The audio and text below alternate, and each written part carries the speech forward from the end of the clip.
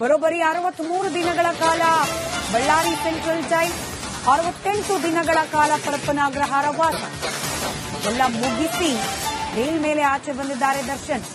ಕೊಲೆ ಕೇಸ್ನಲ್ಲಿ ಒಟ್ಟಾರೆ 131 ದಿನ ಕಂಬಿ ಎಣಿಸಿದ್ರು ದರ್ಶನ್. ಅಕ್ಟೋಬರ್ 29, 2024 ದರ್ಶನ್ಗೆ ಜಾಮೀನು ಸಿಕ್ಕಿತು. ಜೈಲಿನಿಂದ ಹೊರಬಂದು ಬರೋಬ್ಬರಿ 9 ತಿಂಗಳುಗಳ ಕಾಲ ಆಗಿದೆ. ಈಗ 9 ತಿಂಗಳ ಬಳಿಕ ದರ್ಶನ್ ಮತ್ತೆ ಜೈಲು ಸೇರುವ ಆತಂಕದಲ್ಲಿದ್ದಾರೆ.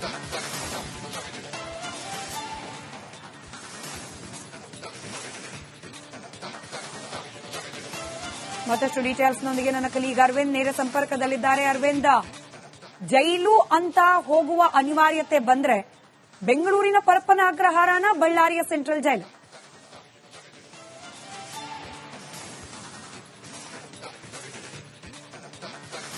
ಖಂಡಿತ ಸ್ಮಿತಾ, ಇವತ್ತು ಸುಪ್ರೀಂ ಕೋರ್ಟ್ನಲ್ಲಿ ಸುದೀರ್ಘವಾದಂತಹ ವಾದ ವಿವಾದ ಆಗಿರುವಂತದ್ದು. ಅಂದ್ರೆ ಸಿದ್ಧಾರ್ಥ ಲೂಥ್ರಾ ಸರ್ಕಾರದ ಪರ ಆದ್ರೆ ಸಿದ್ಧಾರ್ಥ ಧಾವೆ ಅವರು ದರ್ಶನ್ ಪರ ವಾದವನ್ನ ಮಂಡಿಸುವಂತ ಕೆಲಸವನ್ನು ಮಾಡ್ತಾರೆ. ಪ್ರಮುಖವಾಗಿ ಪವಿತ್ರ ಗೌಡ ಅವರಿಂದಲೇ ಈ ಎಲ್ಲಾ ಘಟನೆ ಕೂಡ ಆಗಿರುವಂತದ್ದು ಅನ್ನೋದನ್ನ ಕೂಡ ಸುಪ್ರೀಂ ಕೋರ್ಟ್ ಮೆನ್ಷನ್ ಮಾಡುತ್ತೆ. ದ್ವಿಸದಸ್ಯ ಪೀಠದಲ್ಲಿ ವಿಚಾರಣೆ ಕೂಡ ನಡೆದಂತ ಸಂದರ್ಭದಲ್ಲಿ ಹೈಕೋರ್ಟ್ ನ ಈ ನಿಲುವೇನಿತ್ತು, ಯಾವ ಒಂದು ಗ್ರೌಂಡ್ಸ್ ನಲ್ಲಿ ಈ ಒಂದು ಜಾಮೀನ ನೀಡಿದ್ದಾರೆ, ಇದನ್ನ ಟ್ರಯಲ್ಸ್ ಕೋರ್ಟ್ ನಲ್ಲಿ ಈ ಮಿಸ್ಟೇಕ್ ಅನ್ನ ಮಾಡಿದ್ರೆ ನಾವು ನಂಬಬಹುದು. ಆದ್ರೆ ಹೈಕೋರ್ಟ್ ಈ ರೀತಿಯಾದಂತಹ ನಿರ್ಧಾರ ತಗೊಂಡಿರುವಂತದ್ದು ಅಸಮಾಧಾನ ಅನ್ನುವಂತಹ ರೀತಿಯಲ್ಲಿ ಅದು ಹೇಳಿರುವಂತದ್ದು. ಕೋರ್ಟ್ ಕೂಡ ಈಗಾಗಲೇ ಸಮಯಾವಕಾಶವನ್ನ ಕೊಟ್ಟಿರುವಂತದ್ದು. 10 ದಿನಗಳ ಬಳಿಕ ಮತ್ತೆ ಒಂದು ತೀರ್ಪನ್ನ ಕೊಡುವಂತಹ ಸಾಧ್ಯತೆ ಕೂಡ ಇರುವಂತದ್ದು.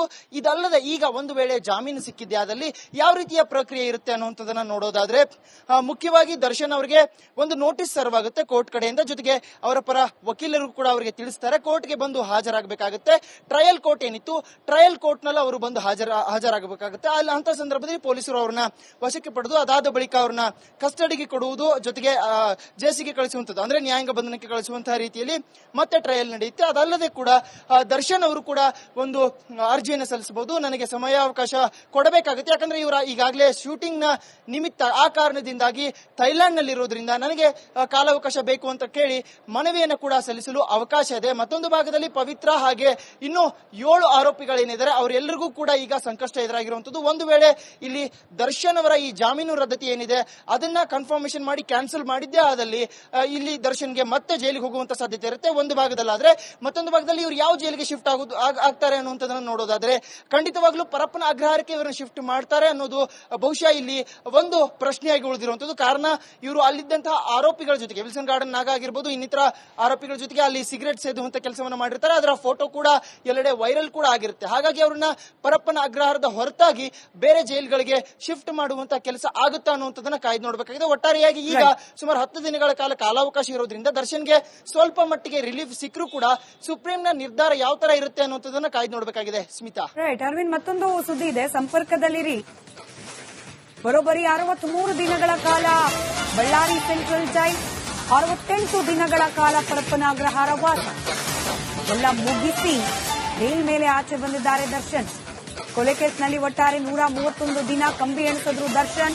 ಅಕ್ಟೋಬರ್ 29, 2024 ದರ್ಶನ್ಗೆ ಜಾಮೀನು ಸಿಕ್ಕಿತು. ಜೈಲಿನಿಂದ ಹೊರಬಂದು ಬರೋಬ್ಬರಿ 9 ತಿಂಗಳುಗಳ ಕಾಲ ಆಗಿದೆ. ಈಗ 9 ತಿಂಗಳ ಬಳಿಕ ದರ್ಶನ್ ಮತ್ತೆ ಜೈಲು ಸೇರುವ ಆತಂಕದಲ್ಲಿದ್ದಾರೆ.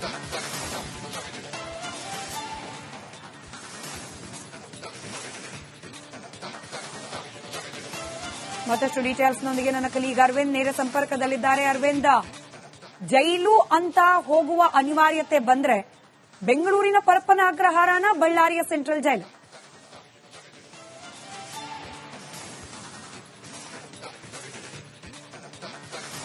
ಖಂಡಿತ ಸ್ಮಿತಾ, ಇವತ್ತು ಸುಪ್ರೀಂ ಕೋರ್ಟ್ನಲ್ಲಿ ಸುದೀರ್ಘವಾದಂತಹ ವಾದ ವಿವಾದ ಆಗಿರುವಂತದ್ದು. ಅಂದ್ರೆ ಸಿದ್ಧಾರ್ಥ ಲೂಥ್ರಾ ಸರ್ಕಾರದ ಪರ ಆದ್ರೆ ಸಿದ್ಧಾರ್ಥ ಧಾವೆ ಅವರು ದರ್ಶನ್ ಪರ ವಾದವನ್ನ ಮಂಡಿಸುವಂತ ಕೆಲಸವನ್ನು ಮಾಡ್ತಾರೆ. ಪ್ರಮುಖವಾಗಿ ಪವಿತ್ರ ಗೌಡ ಅವರಿಂದಲೇ ಈ ಎಲ್ಲಾ ಘಟನೆ ಕೂಡ ಆಗಿರುವಂತದ್ದು ಅನ್ನೋದನ್ನ ಕೂಡ ಸುಪ್ರೀಂ ಕೋರ್ಟ್ ಮೆನ್ಷನ್ ಮಾಡುತ್ತೆ. ದ್ವಿಸದಸ್ಯ ಪೀಠದಲ್ಲಿ ವಿಚಾರಣೆ ಕೂಡ ನಡೆದಂತ ಸಂದರ್ಭದಲ್ಲಿ ಹೈಕೋರ್ಟ್ ನ ಈ ನಿಲುವೇನಿತ್ತು, ಯಾವ ಒಂದು ಗ್ರೌಂಡ್ಸ್ ನಲ್ಲಿ ಈ ಒಂದು ಜಾಮೀನ ನೀಡಿದ್ದಾರೆ, ಇದನ್ನ ಟ್ರಯಲ್ಸ್ ಕೋರ್ಟ್ ನಲ್ಲಿ ಈ ಮಿಸ್ಟೇಕ್ ಅನ್ನ ಮಾಡಿದ್ರೆ ನಾವು ನಂಬಬಹುದು. ಆದ್ರೆ ಹೈಕೋರ್ಟ್ ಈ ರೀತಿಯಾದಂತಹ ನಿರ್ಧಾರ ತಗೊಂಡಿರುವಂತದ್ದು ಅಸಮಾಧಾನ ಅನ್ನುವಂತಹ ರೀತಿಯಲ್ಲಿ ಅದು ಹೇಳಿರುವಂತದ್ದು. ಕೋರ್ಟ್ ಕೂಡ ಈಗಾಗಲೇ ಸಮಯಾವಕಾಶವನ್ನ ಕೊಟ್ಟಿರುವಂತದ್ದು. 10 ದಿನಗಳ ಬಳಿಕ ಮತ್ತೆ ಒಂದು ತೀರ್ಪನ್ನ ಕೊಡುವಂತಹ ಸಾಧ್ಯತೆ ಕೂಡ ಇರುವಂತದ್ದು.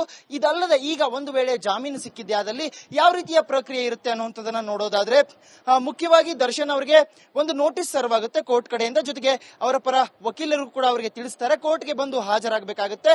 ಟ್ರಯಲ್ ಕೋರ್ಟ್ ಏನಿತ್ತು, ಟ್ರಯಲ್ ಕೋರ್ಟ್ ನಲ್ಲಿ ಅವರು ಬಂದು ಹಾಜರಾಗಬೇಕಾಗುತ್ತೆ. ಅಲ್ಲಿ ಅಂತ ಸಂದರ್ಭದಲ್ಲಿ ಪೊಲೀಸರು ಅವ್ರನ್ನ ವಶಕ್ಕೆ ಪಡೆದು ಅದಾದ ಬಳಿಕ ಅವ್ರನ್ನ ಕಸ್ಟಡಿಗೆ ಕೊಡುವುದು, ಜೊತೆಗೆ ಜೇಸಿಗೆ ಕಳಿಸುವಂತದ್ದು, ಅಂದ್ರೆ ನ್ಯಾಯಾಂಗ ಬಂಧನಕ್ಕೆ ಕಳಿಸುವಂತಹ ರೀತಿಯಲ್ಲಿ ಮತ್ತೆ ಟ್ರಯಲ್ ನಡೆಯುತ್ತೆ. ಅದಲ್ಲದೆ ಕೂಡ ದರ್ಶನ್ ಅವರು ಕೂಡ ಒಂದು ಅರ್ಜಿಯನ್ನು ಸಲ್ಲಿಸಬಹುದು, ನನಗೆ ಸಮಯಾವಕಾಶ ಕೊಡಬೇಕಾಗುತ್ತೆ, ಯಾಕಂದ್ರೆ ಇವರ ಈಗಾಗಲೇ ಶೂಟಿಂಗ್ ನ ನಿಮಿತ್ತ ಆ ಕಾರಣದಿಂದಾಗಿ ಥೈಲ್ಯಾಂಡ್ ನಲ್ಲಿ ಇರೋದ್ರಿಂದ ನನಗೆ ಕಾಲಾವಕಾಶ ಬೇಕು ಅಂತ ಕೇಳಿ ಮನವಿಯನ್ನು ಕೂಡ ಸಲ್ಲಿಸಲು ಅವಕಾಶ ಇದೆ. ಮತ್ತೊಂದು ಭಾಗದಲ್ಲಿ ಪವಿತ್ರ ಹಾಗೆ ಇನ್ನು 7 ಆರೋಪಿಗಳೇನಿದ್ದಾರೆ ಅವರೆಲ್ಲರಿಗೂ ಕೂಡ ಈಗ ಸಂಕಷ್ಟ ಎದುರಾಗಿರುವಂತದ್ದು. ಒಂದು ವೇಳೆ ಇಲ್ಲಿ ದರ್ಶನ್ ಅವರ ಈ ಜಾಮೀನು ರದ್ದತಿ ಏನಿದೆ ಅದನ್ನ ಕನ್ಫರ್ಮೇಶನ್ ಮಾಡಿ ಕ್ಯಾನ್ಸಲ್ ಮಾಡಿದ್ದೇ ಆದಲ್ಲಿ ಇಲ್ಲಿ ದರ್ಶನ್ಗೆ ಮತ್ತೆ ಜೈಲಿಗೆ ಹೋಗುವಂತ ಸಾಧ್ಯತೆ ಇರುತ್ತೆ ಒಂದು ಭಾಗದಲ್ಲಾದ್ರೆ.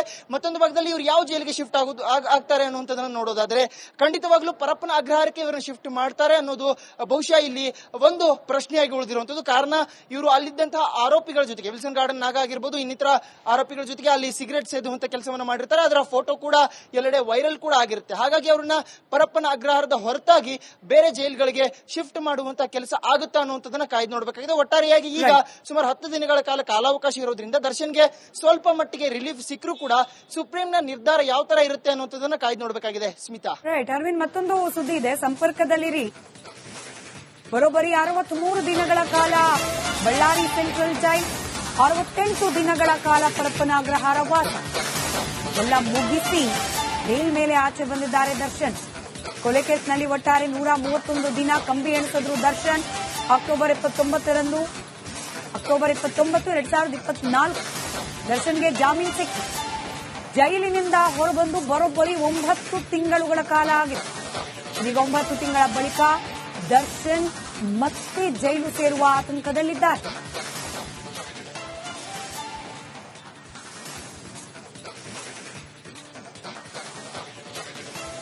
ಮತ್ತಷ್ಟು ಡೀಟೇಲ್ಸ್ನೊಂದಿಗೆ ನನ್ನ ಕಲೀಗ ಅರವಿಂದ್ ನೇರ ಸಂಪರ್ಕದಲ್ಲಿದ್ದಾರೆ. ಅರವಿಂದ್, ಜೈಲು ಅಂತ ಹೋಗುವ ಅನಿವಾರ್ಯತೆ ಬಂದ್ರೆ ಬೆಂಗಳೂರಿನ ಪರಪ್ಪನ ಅಗ್ರಹಾರನ, ಬಳ್ಳಾರಿಯ ಸೆಂಟ್ರಲ್ ಜೈಲು?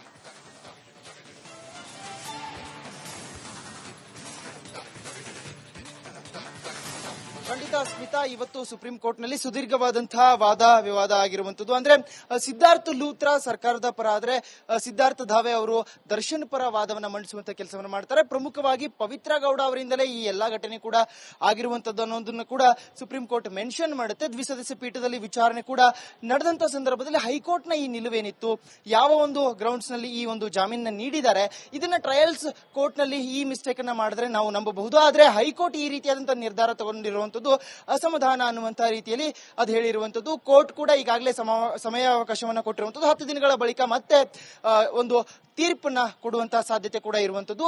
ಇದಲ್ಲದೆ ಈಗ ಒಂದು ವೇಳೆ ಜಾಮೀನು ಸಿಕ್ಕಿದ್ದೆ ಆದಲ್ಲಿ ಯಾವ ರೀತಿಯ ಪ್ರಕ್ರಿಯೆ ಇರುತ್ತೆ ಅನ್ನುವಂಥದ್ದನ್ನ ನೋಡೋದಾದ್ರೆ, ಮುಖ್ಯವಾಗಿ ದರ್ಶನ್ ಅವರಿಗೆ ಒಂದು ನೋಟಿಸ್ ಸರ್ವ್ ಆಗುತ್ತೆ ಕೋರ್ಟ್ ಕಡೆಯಿಂದ. ಜೊತೆಗೆ ಅವರ ಪರ ವಕೀಲರು ಕೂಡ ಅವರಿಗೆ ತಿಳಿಸ್ತಾರೆ ಕೋರ್ಟ್ಗೆ ಬಂದು ಹಾಜರಾಗಬೇಕಾಗುತ್ತೆ. ಟ್ರಯಲ್ ಕೋರ್ಟ್ ಏನಿತ್ತು, ಟ್ರಯಲ್ ಕೋರ್ಟ್ ನಲ್ಲಿ ಅವರು ಬಂದು ಹಾಜರಾಗಬೇಕಾಗುತ್ತೆ. ಅಲ್ಲಿ ಅಂತ ಸಂದರ್ಭದಲ್ಲಿ ಪೊಲೀಸರು ಅವ್ರನ್ನ ವಶಕ್ಕೆ ಪಡೆದು ಅದಾದ ಬಳಿಕ ಅವ್ರನ್ನ ಕಸ್ಟಡಿಗೆ ಕೊಡುವುದು, ಜೊತೆಗೆ ಜೇಸಿಗೆ ಕಳಿಸುವಂತದ್ದು, ಅಂದ್ರೆ ನ್ಯಾಯಾಂಗ ಬಂಧನಕ್ಕೆ ಕಳಿಸುವಂತಹ ರೀತಿಯಲ್ಲಿ ಮತ್ತೆ ಟ್ರಯಲ್ ನಡೆಯುತ್ತೆ. ಅದಲ್ಲದೆ ಕೂಡ ದರ್ಶನ್ ಅವರು ಕೂಡ ಒಂದು ಅರ್ಜಿಯನ್ನು ಸಲ್ಲಿಸಬಹುದು, ನನಗೆ ಸಮಯಾವಕಾಶ ಕೊಡಬೇಕಾಗುತ್ತೆ, ಯಾಕಂದ್ರೆ ಇವರ ಈಗಾಗಲೇ ಶೂಟಿಂಗ್ ನ ನಿಮಿತ್ತ ಆ ಕಾರಣದಿಂದಾಗಿ ಥೈಲ್ಯಾಂಡ್ ನಲ್ಲಿ ಇರೋದ್ರಿಂದ ನನಗೆ ಕಾಲಾವಕಾಶ ಬೇಕು ಅಂತ ಕೇಳಿ ಮನವಿಯನ್ನು ಕೂಡ ಸಲ್ಲಿಸಲು ಅವಕಾಶ ಇದೆ. ಮತ್ತೊಂದು ಭಾಗದಲ್ಲಿ ಪವಿತ್ರ ಹಾಗೆ ಇನ್ನು 7 ಆರೋಪಿಗಳೇನಿದ್ದಾರೆ ಅವರೆಲ್ಲರಿಗೂ ಕೂಡ ಈಗ ಸಂಕಷ್ಟ ಎದುರಾಗಿರುವಂತದ್ದು. ಒಂದು ವೇಳೆ ಇಲ್ಲಿ ದರ್ಶನ್ ಅವರ ಈ ಜಾಮೀನು ರದ್ದತಿ ಏನಿದೆ ಅದನ್ನ ಕನ್ಫರ್ಮೇಶನ್ ಮಾಡಿ ಕ್ಯಾನ್ಸಲ್ ಮಾಡಿದ್ದೇ ಆದಲ್ಲಿ ಇಲ್ಲಿ ದರ್ಶನ್ಗೆ ಮತ್ತೆ ಜೈಲಿಗೆ ಹೋಗುವಂತ ಸಾಧ್ಯತೆ ಇರುತ್ತೆ ಒಂದು ಭಾಗದಲ್ಲಾದ್ರೆ.